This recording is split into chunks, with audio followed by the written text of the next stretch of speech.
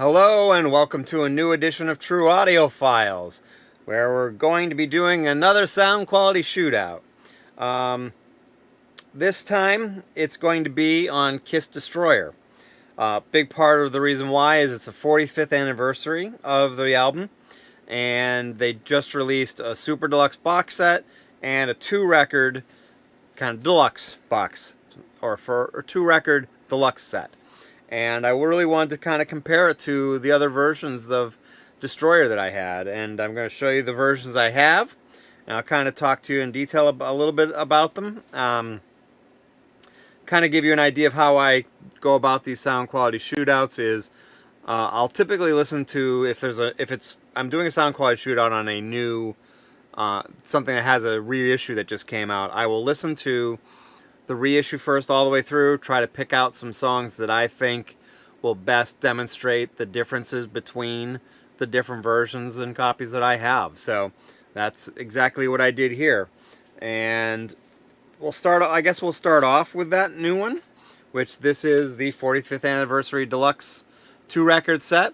What kind of makes this one really cool is not only does it have the original album remastered, but it also has some Paul Stanley demos, Gene Simmons demos, and then some rarities like a new acoustic mix of Beth, the song Beth. It's got some early versions and also some rehearsal studio versions of some songs. The Super Deluxe box set is what I would prefer for that kind of stuff.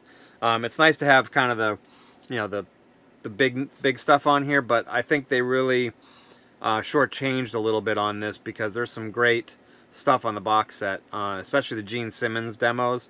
He does a lot. They should have a lot of the demos of songs that ended up being on his solo album that are on the CD Super Deluxe box set. So anyway, so that's the first one that I have as a shootout one.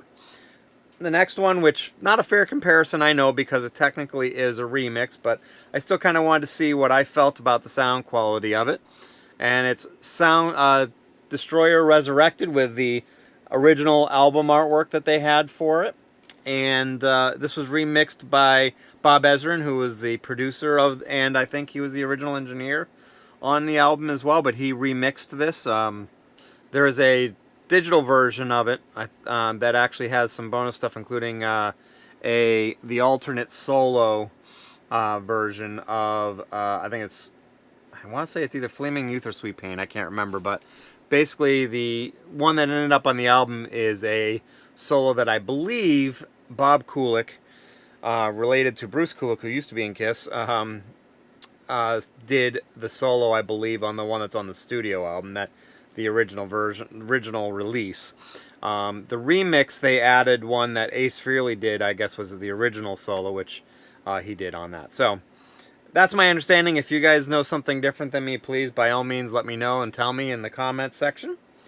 The next one up is the 2014 reissue of the album. Most of these actually sounded pretty good, and they're definitely a good value, but I can get a little bit more into detail about that later. But anyway, that's the 2014 reissue. Then, I am very excited about this one when I got it. I got it a couple years ago. This is an original press US, and it's actually a promo copy. So, promo copy US, so that's pretty awesome. Then, another one I got a couple years ago, one I'm very excited about. That is the Japanese, I think it's an early pressing. I mean, I don't know if it's a first, but it's definitely an early pressing. It's an awesome, thick stock record jacket, gatefold, and yeah, good quality packaging on that one. So I'm probably going to refer back to my notes every now and then, just because the one daunting task with this is the fact is that you're going to have so many different versions. I've got 5 different versions that I'm going back and forth with, and that made it much more challenging to kind of do a good A/B comparison, just because there were so many versions. I'll kind of give my skinny on them all. I would say the new reissue is probably somewhere lies in the middle of all of them. I think it's a good recording, a good mastering. Miles Showell from Abbey Road Studio did the mastering, and then he cut at half speed. I should have probably mentioned that. But, you know, it sounds decent. You know, the soundstage is nice and wide and deep. Actually very similar to the soundstage of the original albums. And I think it's probably a little bit more warm sounding. Maybe more bass, less mid-range, maybe both. Like I said, I definitely think it falls kind of somewhere in the middle.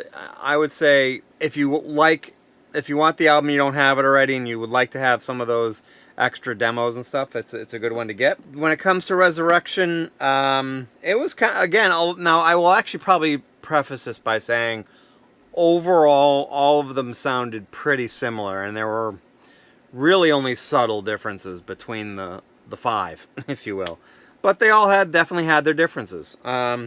You know, when I listened to Resurrection, the drums definitely stood out a little bit more to me, which maybe was an intentional thing on the remix. You know, like I said, I think every once in a while I thought the drums definitely maybe had a little bit of more of a better bite to them sometimes, although the snare was maybe a little weak in comparison to some of the other ones. And probably the biggest drawback to that one, though, was the pressing. It was pressed at United Record Pressing, which, if any of you have watched any of my videos in the past, you know that that's probably one of my least favorite places to press records. I think they just do a really bad job, and this one was one of their better ones, but still pretty noisy. I would say the only one that was probably on par with it, and maybe even a little bit worse, was the promo copy. But I think that had more to do with the time frame that it came out, as you know, mid-70s, when there was the oil embargo and good vinyl was hard to come by in the United States, so it was a little bit noisy. I'm guessing that's probably the reason, because I did clean it and it didn't seem to do a lot. Might need to throw it into an ultrasonic cleaner to help that out. But anyway, you know, the 2014, it was definitely the brightest of them all. One of the things, though, that helped out was the snare, because the snare just kind of sounded meh in a lot of them. And the snare popped a little bit more on this one. The drawback was, though, on the cymbals, it was just a little too bright for the cymbals. But I think that also it suffered from a not quite as wide of a sound stage as most of the others, but it was still pretty good. But overall, you know, very similar besides those things. So when it comes to the original pressing, the promo, and the Japanese pressing, these were really, really close. They were almost identical. Probably the most balanced of all of the options that were there from an EQ standpoint. I think one of the things that I noticed more on this one too is the reverb decay that happened, you know, whenever there's reverb and how long you hear that reverb. I think that was not much better, but better on both the Japanese and the original pressing. It had, you know, the great snare snap. I thought it was only slightly edged out the 2014 for that snap on that snare. And I would say, well, you know, like I'd mentioned, the promo copy was a little noisy. The Japanese pressing was definitely a step above, but I would say that my Japanese pressing was probably a very good plus, borderline very good. So there were a couple of issues with it that had some noise, but overall not bad. So, you know, my assessment on this is, if you can get yourself an early pressing or the Japanese pressing, I think those are going to give you the best sound quality overall. But even the worst of the group wasn't bad. You know, I would say that maybe the 2014 was probably the worst of the group, but quite frankly, you know, if you really like a lot of treble, you'll probably actually like this one. And there were definitely elements to it that I liked. You know, I would say Resurrection and the 2021 versions were very similar in terms of what how much I liked it. I think they slightly eked out the 2014 for me. But, you know, like I said, if you like that brighter sound, especially on the cymbals, the snare definitely got improvement on it, I felt. I see no reason why you couldn't enjoy that 2014 if that's the one you have. And, you know, I thought that they did a good job with the sound quality and the cymbals on the 2021. So that one had its ups as well. So, you know, stick with your originals if you've got them. original or Japanese pressings. If you have one of the other ones, I don't think you're going to be disappointed with any of them. I will say, kind of stress on this one, that the deluxe box set, super deluxe box set, is awesome. Unfortunately, it's outrageously overpriced, and I was one of the fools that spent the money on the box set. I will honestly say, though, that it had a lot of cool stuff in it. I just don't think it was worth the $200 it retails for. But, you know, it was basically 4 CDs, which you had the regular album, you had the demo tracks by Paul and Gene, then you had kind of the rarities disc, if you will, of stuff, and then you had a live recording from '76, so pretty cool. And then they had, the biggest reason why I bought it was because there was a Blu-ray that included the Steven Wilson surround sound remix, which I thought was really fun. If you don't like the surround sound mixes that kind of go all around you and things like that, I don't think you'll like this one. Steven Wilson isn't really known for doing that very often, but I think with this album, and considering the sound that it has and what it is, it made complete sense, and I really thoroughly enjoyed that.